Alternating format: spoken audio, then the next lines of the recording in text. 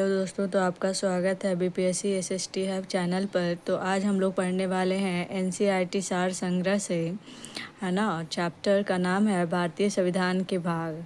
तो parts of the Indian constitution में हम लोग पढ़ेंगे कि भारतीय नागरिकता प्राप्ति हेतु 5 प्रकार, है ना। भारतीय जो नागरिकता दी गई है उसके आधार क्या क्या हैं। तो पहला है कि जन्म से, दूसरा वंशाधिकार द्वारा, तीसरा है पंजीकरण द्वारा, चौथा है देशीयकरण द्वारा और पांचवा है भूमि के अर्जन द्वारा। अब देखो, भारतीय संविधान में किस प्रकार की नागरिकता प्रदान की करता है।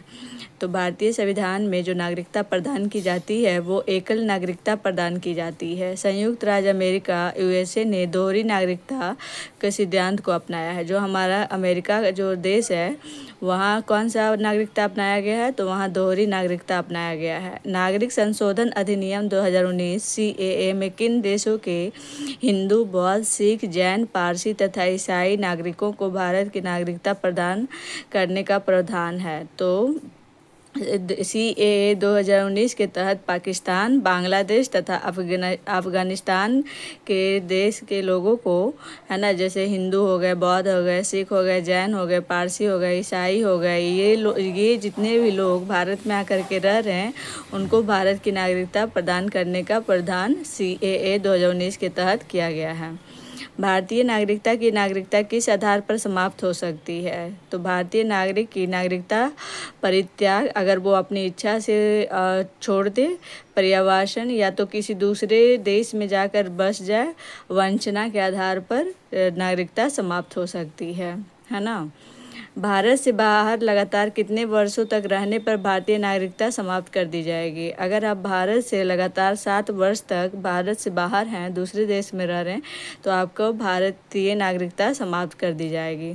प्रवासी भारतीय दिवस कितने समयांतराल पर मनाया जाता है। प्रवासी भारतीय दिवस प्रति 2 वर्ष पर मनाया जाता है। देखो, नागरिकता से संबंधित प्रमुख अनुच्छेद। अब नागरिकता के संबंधित कुछ जो अनुच्छेद दिए गए हैं, अनुच्छेद 5 में कहता है संविधान लागू होने के समय नागरिकता। जब हमारा संविधान लागू हो रहा था उस समय जो नागरिकता दी गई ये अनुच्छेद 5 में है। अनुच्छेद 6 में कहा गया पाकिस्तान से भारत को प्रवचन करने वाले व्यक्तियों को नागरिकता का अधिकार। अब पाकिस्तान से वैसे लोगों को जो पाकिस्तान में चले गए थे, अब उनको कहा गया अगर उनकी मर्जी है तो वो भारत में आ सकते हैं, लेकिन लागू होने से पहले। तो वो जो नागरिकता दी गई है ना, वो अनुच्छेद 6 में। अनुच्छेद 7 पाकिस्तान से प्रव्रजित व्यक्तियों को नागरिकता अधिकार। अब पाकिस्तान से जो लोग आए हुए थे व्यक्ति, उनको नागरिकता का अधिकार दिया गया अनुच्छेद 7 में। अनुच्छेद 8 भारतीय मूल के वैसे लोगों को नागरिकता अधिकार जो भारत के बाहर रह रहे हैं।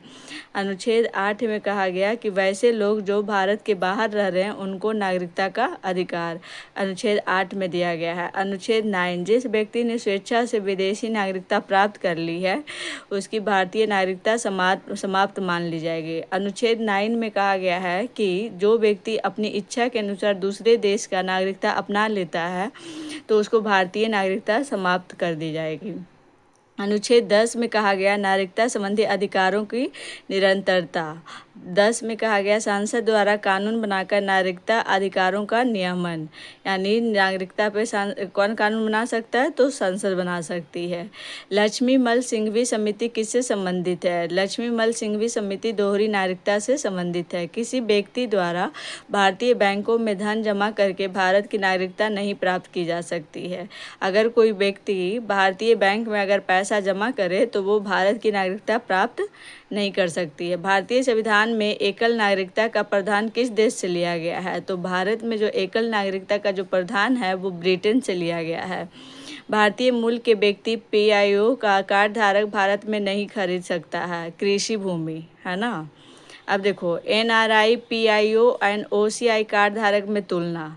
एनआरआई और पीआईओ और ओसीआई में क्या डिफरेंस है। तो एनआरआई भारतीय नागरिक जो साधारणतः भारत के बाहर निवास करता है, भारतीय पासपोर्ट धारक, वो एनआरआई कहलाता है। ठीक है। अब भारतीय मूल के व्यक्ति पीआईओ जिसको कहा जाता है स्वयं या उसका कोई पूर्वज भारतीय नागरिक रहा है, वह वर्तमान में अन्य देश की नागरिकता प्राप्त है जिसका पासपोर्ट धारक है। ठीक है। PIO कौन होता है? वैसे अगर कोई बाहर रह रहे हैं, उनके पूर्वज जो थे, जो भारतीय रहे हैं, उनको यहाँ का पासपोर्ट धारक है, तो उनको PIO भारतीय मूल के व्यक्ति कहा जाएगा। विदेशी भारतीय नागरिक, एक व्यक्ति जो विदेशी भारतीय नागरिक कार्ड धारक हो तथा नागरिकता अधिनियम 1955 के अंतर्गत पंजीकृत हो। ठीक है। अब देखो, ये भारतीय नागरिक ही हैं कि अर्हता भारत में कम से कम 7 वर्षों के निरंतर निवास के आधार पर आवेदन कर सकते हैं। अगर भारत में 7 वर्ष तक रह रहे हों और तब ये आवेदन कर सकते हैं। संविधान लागू होने या उसके बाद नागरिक था तथा उस भूभाग का निवासी जो स्वतंत्रता के बाद भारत का अंग बना। ठीक है।